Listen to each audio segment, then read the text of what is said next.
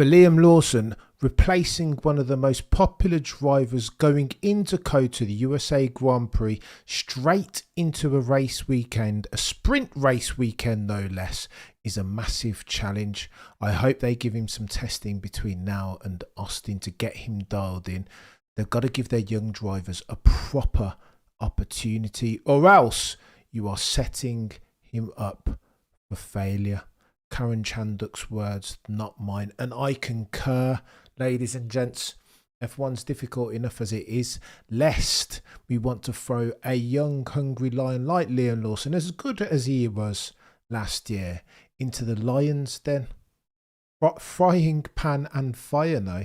It feels techie, this does, and I want him to do well. Nobody wants to see another Danny Rick, another promising young hungry driver jettisoned off flotsam and jetsam F1 settings because they haven't given him sufficient time to get his feet in underneath the F1 table. And it's techie as far as Liam Lawson's concerned this weekend. It will get very techie, I promise you. It needs to deliver.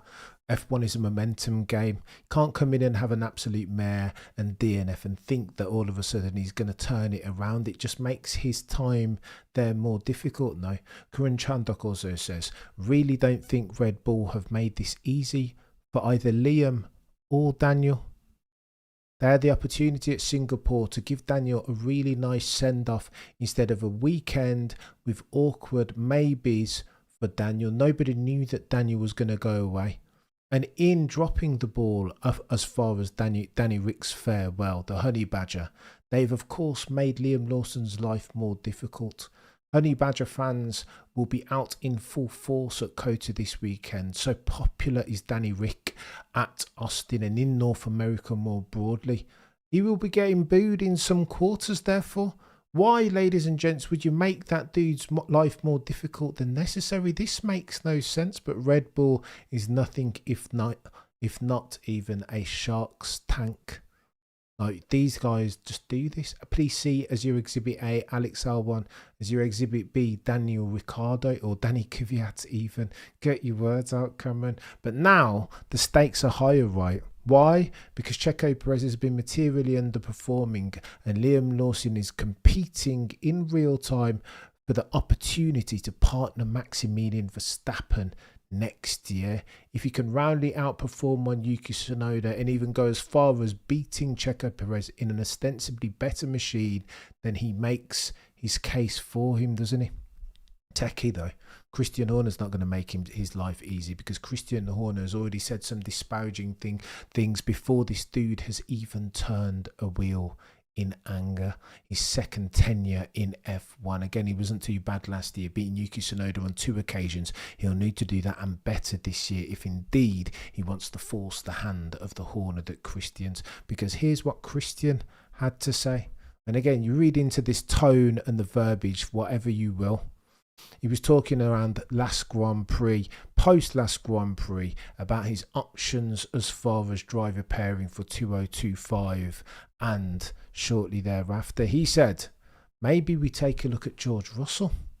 There are loads of young, hungry lions about. Colapinto's just come in. Nobody thought he had that in his locker, and look how good he's done. He goes, Liam, we've got Liam. And Marco had said, by the way, very recently before these statements on Christian Horner, that he said about Liam that we will absolutely put him in a Red Bull racing seat. 100%. Christian Horner reneged. He walked that back, saying, I don't know what Helmut was talking about. The left hand isn't talking to the right. We will guarantee him a seat, not necessarily a seat in Red Bull. This is all negativity. Liam Lawson's going to be jumping in that car and he's listening to these things in real time. The drivers will be hearing all of these reactions, all of these criticisms and backhanded compliments. And of course, that's got to affect Liam Lawson. He's young and he is green. Yes, of course, he's got experience of Formula One, courtesy of Danny Rick's broken hand last year. Of course he has.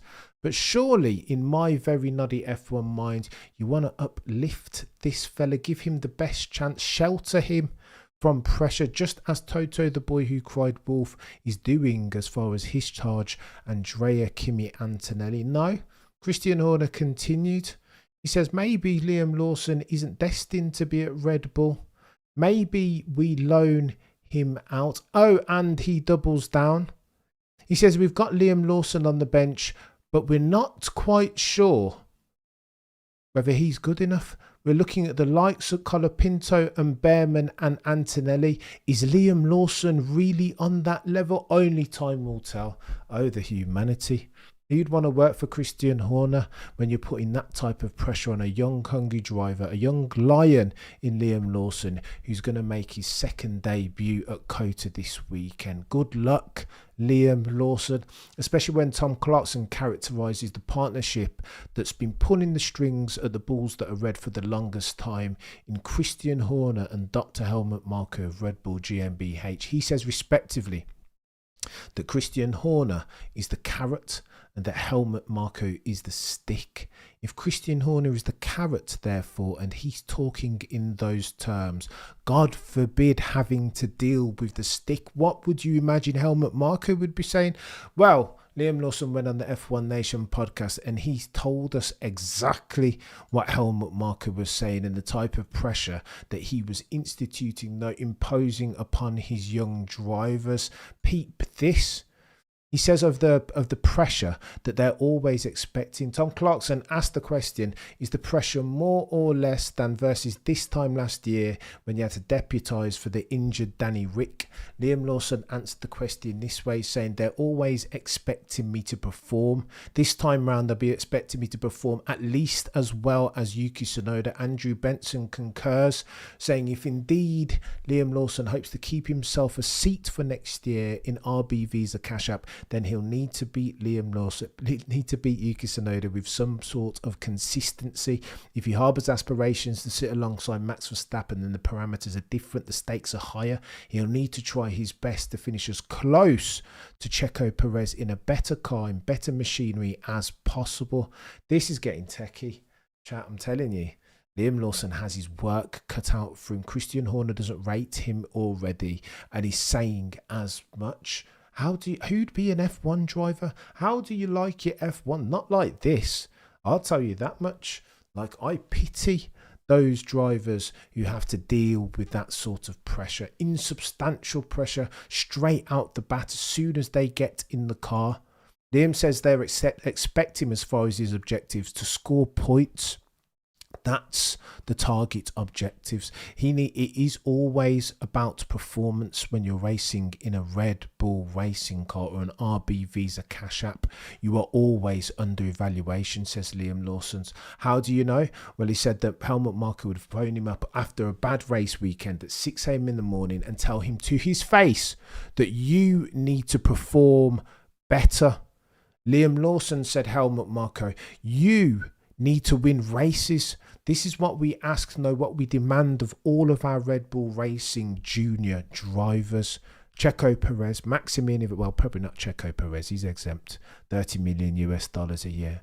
Carlos Slim settings, not that indes cabron. Checo Perez is the exception that proves the rule, but Liam Lawson, absolutely not. Helmut Marko told this dude on the phone at 6 a.m. in the morning after a bad race weekend. Liam Lawson's words, not mine. If this continues, if these bad performances ensue, then you no longer have a future with this team. You're off the Red Bull Racing Junior program. Oh, you. Can you even imagine it? So you want to be an F1 racing driver with that sort of pressure on your shoulders? No, thank you. Says the pressure is more or less always there, irrespective of whether it's this year or last year. Always expectations to perform. Every single time I jump in the car, affix the 6-point harness. Liam Lawson says the pressure is never going anywhere. He says he was aware that if he does a good job, however, that the future will be here, that he has the opportunity to sit alongside Maximilian Verstappen, if indeed that does stay through to 2025. He says that will be dependent, though, on other circumstances beyond his control. Please see Carlos Sainz Jr., who's spoken about this more eloquently than I ever could on the Nude Project podcast, that as far as where your career goes as an F1 driver, there are always other circumstances now. Supposing Checo Perez turns into Max Verstappen, then there won't be a seat at Red Bull Racing. for Liam Lawson to occupy. But suppose in the event that Checo Perez continues his very long streak, his litany of errors of the unforced variety, therefore that presents itself an opportunity front and centre for one Liam Lawson, if of course he can roundly outperform with consistency one Yuki Tsunoda. This Grand Prix at COTA therefore has stakes, proper ones of material consequence for all of the young drivers, but not least one Liam Lawson. The dude has lots of potential. He's super fast. He beat Yuki Tsunoda twice last year with very little preparation. But this at COTA is a sprint weekend. He goes into it brand new. Okay, so he got his testing in. He got 114 miles or something like that earlier. He should be ready. He should be warmed up. But I don't envy this chap. The pressure is not insubstantial on Liam Lawson's shoulders. He'd be an F1 driver.